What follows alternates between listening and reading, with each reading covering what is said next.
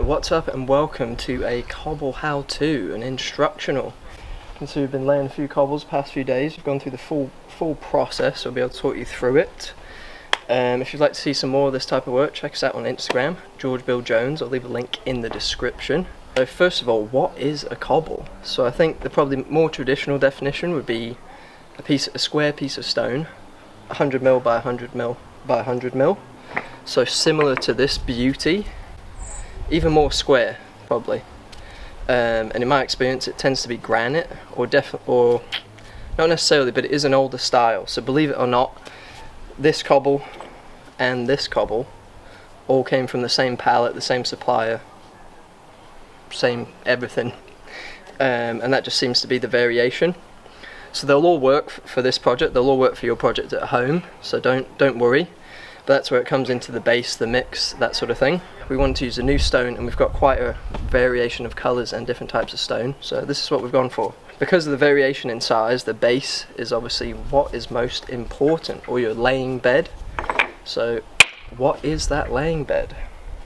We found over the years, when it comes to cobbles, it's all about the mix.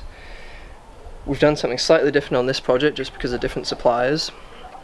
But your ideal mix is going to be 4 and 1. The perfect mix, if you can, don't stress too much, but if you can get 2 sharp sand, 2 stone dust, or grano, it's called so many different things, grit sand, but as long as you can try and get 6mm down, that's going to make the strongest mix that we found.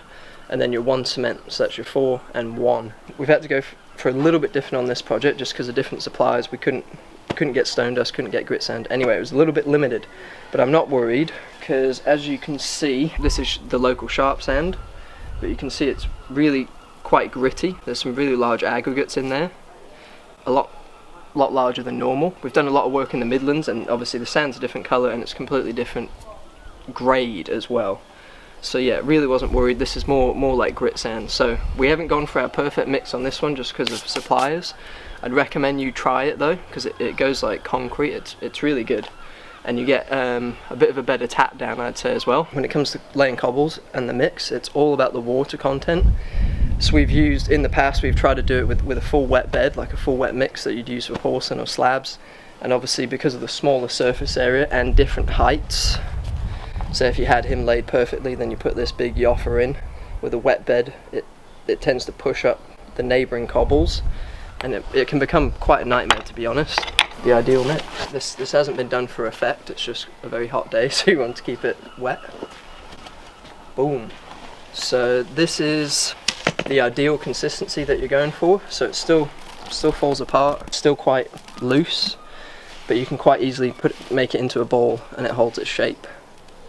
So that's I know it's just a visual representation, but that's what you're going for. So again, this is a 4 and 1 mix, semi-dry we call it, and I still do put in about 5mm of plasticizer into a full mix. It just yeah, helps it keep its shape a little bit better rather than falling apart as you tap the cobbles in. Again, I'm sure people have differing opinions, but this is what we found has worked the best for us by far. Once you get onto a roll, you can make a lot better progress if the mix is correct. Obviously, if it's too dry, you'll have trouble adhering the cobbles to the bed, and it tends to crumble along the front edge. Yeah, we'll show you that in a minute though. So the next important detail is primer. Again, I'm sure there'll be quite a few differing opinions about this, but we never had a cobble come loose. Depending on the size of the project and different trades, things like that, there can be some foot traffic over the workspace before it's all been locked in, before it's been jointed, grouted. This just ensures everything adheres to your bed. So we've gone for an Ultrascape primer on this one. So it's just a powdered primer, pour it in your bucket, add your water. We've just been using a drill with a basic mixer on the end, so I'm sure everyone would have one of these at home. Obviously you can get into mixing paddles, things like that, but we've had no issues with the drill setup. Different ways to do it. Some people like to dip their cobble into the primer. We prefer a brush. You're not painting a masterpiece, you just got to get it on there. The only reason we don't dip is it tends to get a little bit messy and you can drop the cobble, things like that. So we just stick to the brush technique. And yeah, any primer will work really. This, like I said, this is Ultrascape. We've used all sorts, but yeah, you just want a paving primer. That's all you need. So I'll just talk you through our setup and then we'll get to action. You can see us in action. So you might be able to see here we've got a string line. Again, obviously all sites are different, use this information as you see fit, but if you can get some form of edger in along both sides of the project, it's definitely going to make things a little bit easier. On a smaller area, we tend to just use the level and sort of freehand it with a single string line from start point to end point, just to give you a fall. That's how we got our edges in, obviously string lined start to end, got our edges in, and now we're just running a string line across. So this has been set with the perfect spacing from the last row of cobbles. Again, everyone's site's going to be different, but for us the pin curb was laid in perfectly and to a string line, so we've just been measuring off the pin curb. So this is 2605, and then we've already set it up so I know it's correct, but then you come down here, check your other end, 2605, so the same again. So now we know that's running straight, corresponding off all of our datums, and obviously our edges are set to the right fall, and then the string line is laid over those edges. So now literally all you got to do is lay to the string line, and then we'll show you in a little bit, but yeah, check with your level every now and again. You obviously don't say to the string line, you still want to make sure it's falling the right way, you don't want it touching the string line but the wrong fall. And I think with this sort of work, getting it as flat as possible is ideal. I'm sure you've all been walking on some town centres, tripping up over older cobbles. Yeah, bit of a nightmare. Anyway, let's get to laying. If you're doing a long narrow space, you might just tip the barrow and tip it out, that'd be a lot quicker. But as we're doing single rows horizontally, I found the shovel saves a bit of time and it's a bit less messy if you don't get it everywhere. Like that. And again, because it's a dry mix, it doesn't matter if it gets on the previous work, it literally just brushes straight off.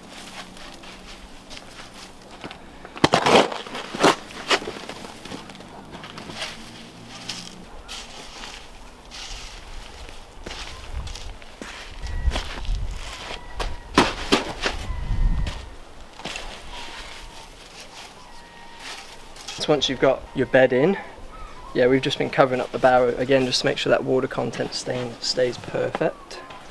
Obviously in winter that isn't going to be an issue. This is how we like to do it, so then once you start laying, you're not really messing around with heights too much, and you know you've got a solid base underneath. So especially some of the thinner cobbles, if the base underneath is faulty, that's where cracks could occur, loose cobbles, things like that.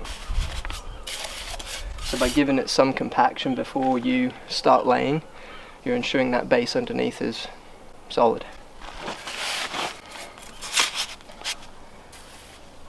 But you are still going to want some tap down again to adhere the cobble to your base. So you'll notice trowel in the top and trowel in the front, so that when you tap down, it's not just going to crumble out the front, it's going to stay solid and stay the height and fall that you want.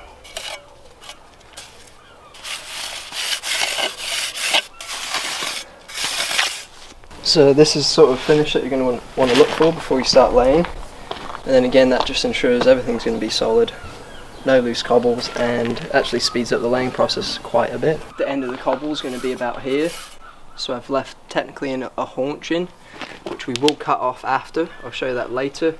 But again, as you push the cobble down, you don't want anything collapsing as it goes, so that's the reason it's a little bit wider. Let's get laying. So this is the first cobble we're going to lay. So again, completely different again, 200 by 100 by 50. That's how we've sort of broken up the bond on this project, starting with the 200s. So again, primer.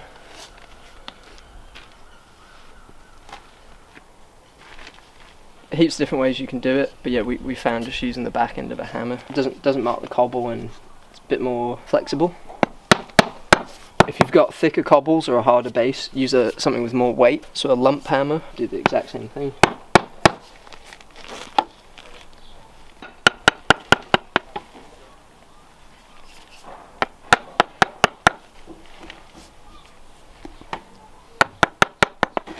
So yeah, once you get a few in, and I have seen people use a bit of timber.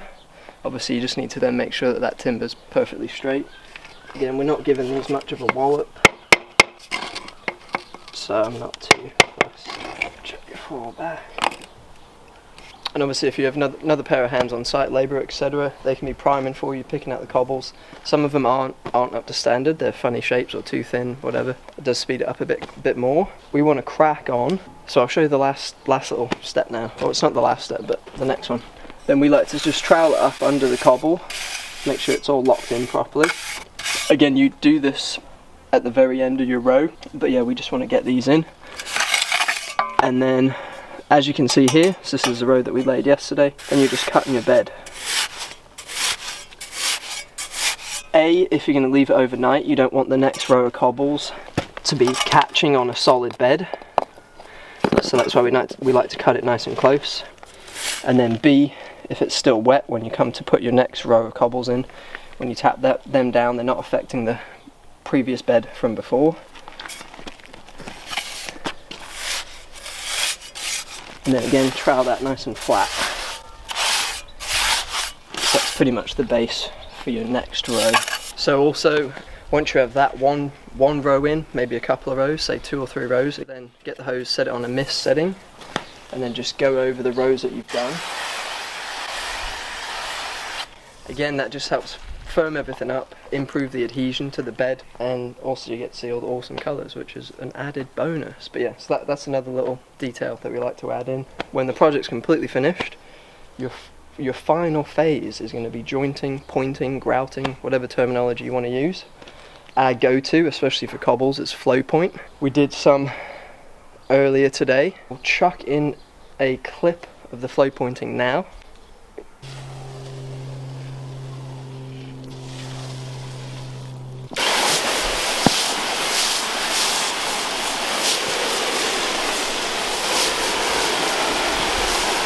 If you want to know about that process in more detail, we've also released a flowpoint how-to video. You'll be able to find that in the description. Hopefully you've enjoyed that quick cobble how-to instructional video. If you've got any questions, leave us a comment below.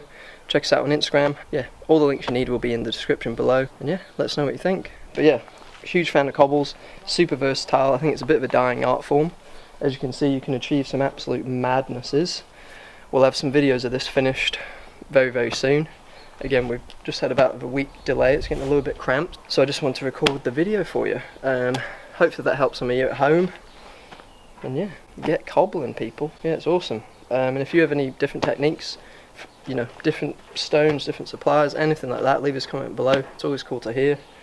And yeah, crack on.